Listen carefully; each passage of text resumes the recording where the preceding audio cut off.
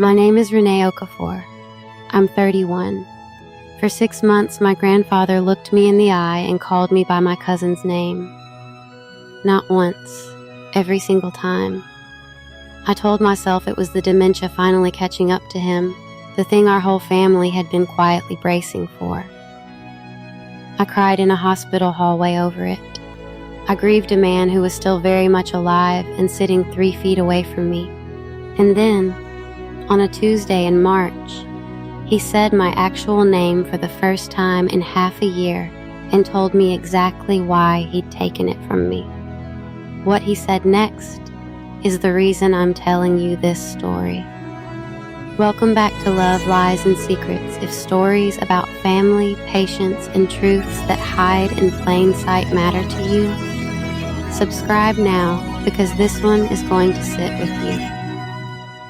It started small enough that I almost missed it.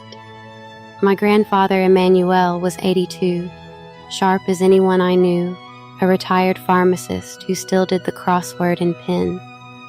One Sunday in September, I stopped by with groceries, same as always, and he looked up from the table and said, "Thank you, Bianca. Bianca is my cousin. She lives 4 states away."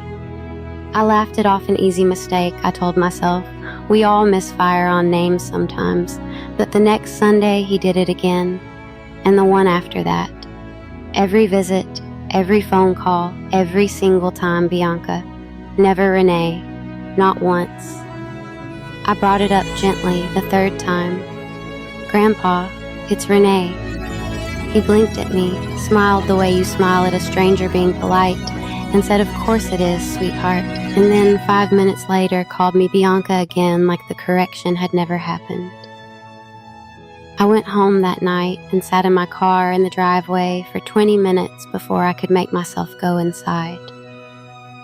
I work in occupational therapy. I spend my days around cognitive decline. I know the early signs. I know how gently and unevenly they arrive. And I told myself, this is just the beginning. This is what it looks like. I started keeping track, quietly, almost guiltily, like I was building a case file on my own grandfather's mind. Every visit where he got my name wrong, every small moment where he seemed a beat behind. I told my mother. She said he was probably just tired. I told my aunt. She said he was getting older, that's all, don't read into it.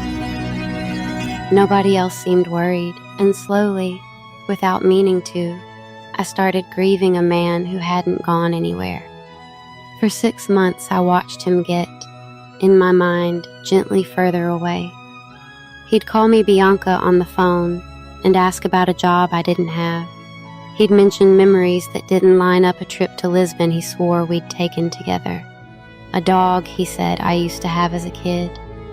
None of it was true. None of it was mine. And every mismatched detail felt like another inch of him slipping under the surface.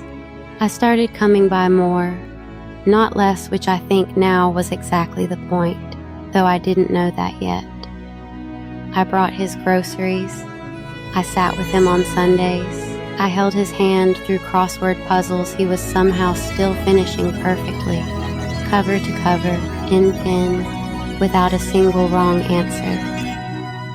I remember thinking, in a strange, half-formed way, that it didn't quite add up a man losing names and memories shouldn't still be able to finish a Saturday crossword without a single error. But grief doesn't reason well.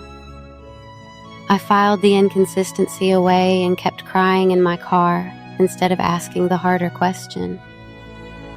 There was a moment in January I didn't understand until much later. My Uncle Desmond had stopped by unannounced on a weekday, something he almost never did, and I happened to be there too.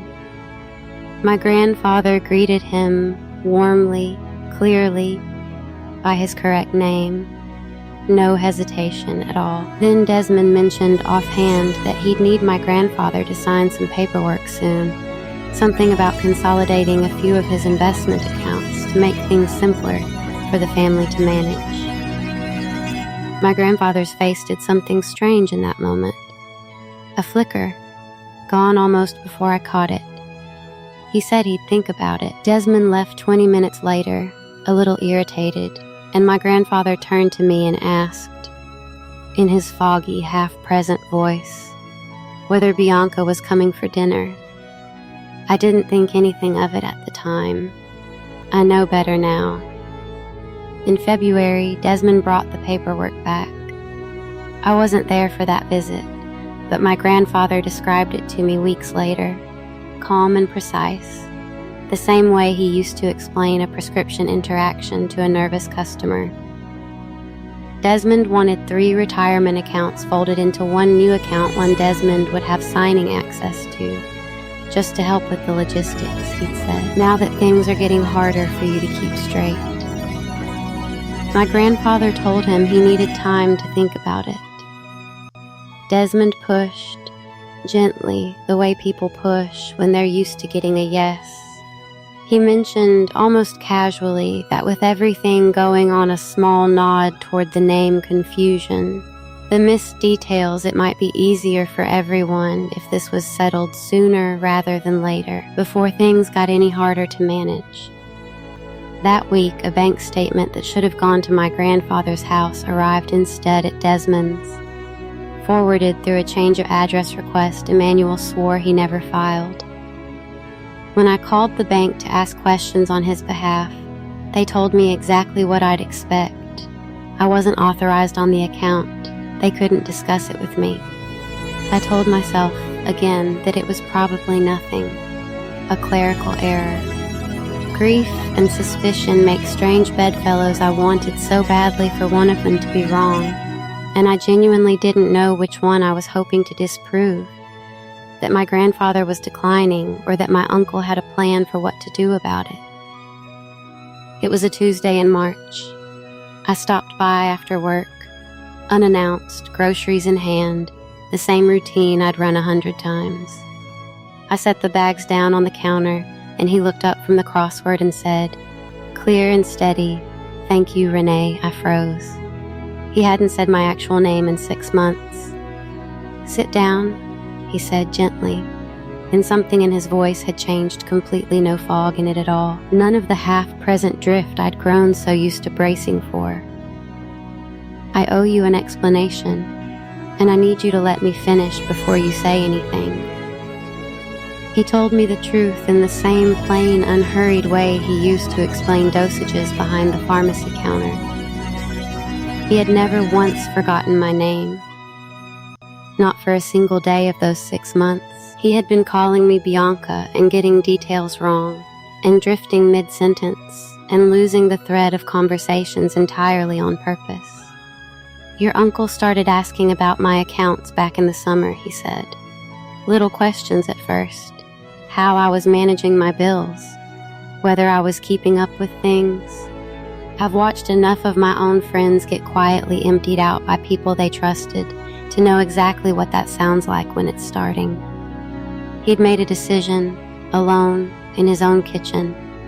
Before any of us knew anything was happening, he would let the people closest to him believe he was slipping, and watch very carefully who tried to help him and who tried to help themselves. You kept showing up, he said, every week.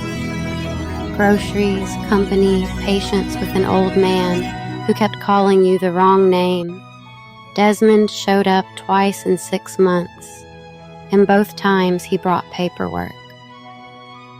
He reached into a kitchen drawer and pulled out a stack of crossword puzzles, every single one he'd completed over those 6 months, dated in the corner, kept as a private running record.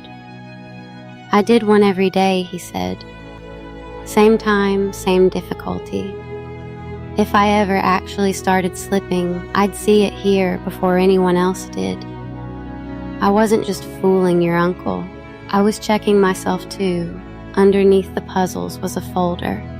Dated notes about every conversation with Desmond, what was asked, when, in what tone. A copy of a letter from an elder law attorney named Priscilla Owusu, whom he'd quietly retained back in October. the same week the name confusion started. She'd helped him set up a monitoring arrangement on his accounts, nothing that limited his own control.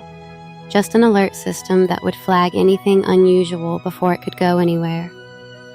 "I didn't tell you," he said, "because I needed you to react the way you actually would, not the way you would if you knew it was a test. I needed to see who came back anyway, who stayed patient with an old man who kept forgetting their name, who never once tried to get me to sign anything." I sat there with 6 months of grief rearranging itself in real time. All that quiet mourning, all those nights crying in my car, none of it had been for a version of him that was disappearing. It had been the exact thing he was counting on to prove something true about the rest of us. "I'm sorry it cost you those months," he said, and for the first time since I'd walked in, his voice caught. "That part was real. I watched you grieve me while I was sitting right in front of you, and there were nights I almost stopped, just to spare you that. But I needed to know, Renee, I needed to actually know." 2 weeks later, Desmond came back with the account consolidation papers, expecting an easy yes from a man he believed had spent half a year slipping further from himself. Instead, he found Priscilla Owusu sitting at the table, a folder of her own already open. She laid it out plainly, no shouting, no accusations thrown across the table, just documents, a dated record of every request Desmond had made since August. The forwarded bank statement and the change of address request my grandfather never filed. And, gently but unmistakably, 6 months of dated crossword puzzles that made it very clear exactly how sharp Emmanuel's mind had been the entire time Desmond believed otherwise. Desmond didn't have much to say. What was there to say? He'd built his entire approach on the belief that no one would be checking. He left without the papers, without an argument, and without much of his composure either. My grandfather never called the police. He never even confronted Desmond directly beyond that one meeting. "I don't need him punished," he told me afterward. "I need him to know that I saw it." That's usually enough for people like that. The ones who only try things in the dark stop trying the moment there's a light on. He's called me Renee every day since that Tuesday in March. I still keep one of those dated crossword puzzles in a drawer of my own now, not as proof of anything, just as a reminder of what patience without knowing the reason actually costs, and what it can protect. I asked him once, months later, if he'd ever worried I would give up on him during those 6 months, stop showing up, stop trying. Let the wrong name push me away the way it might have pushed anyone else. "No," he said. "I worried you'd figure it out too early and ruin the test. I never worried you'd stop coming. I already knew you wouldn't. If there's one thing that Tuesday taught me, it's this. Sometimes the people we think we're losing are the ones quietly making sure they can trust us before anyone else gets the chance to take advantage of them." Patience isn't always what it looks like from the outside. Sometimes it's the whole point. If someone in your life ever asked more of your patience than made sense at the time, I'd love to hear about it in the comments. And if this one got you, subscribe. There's more where this came from.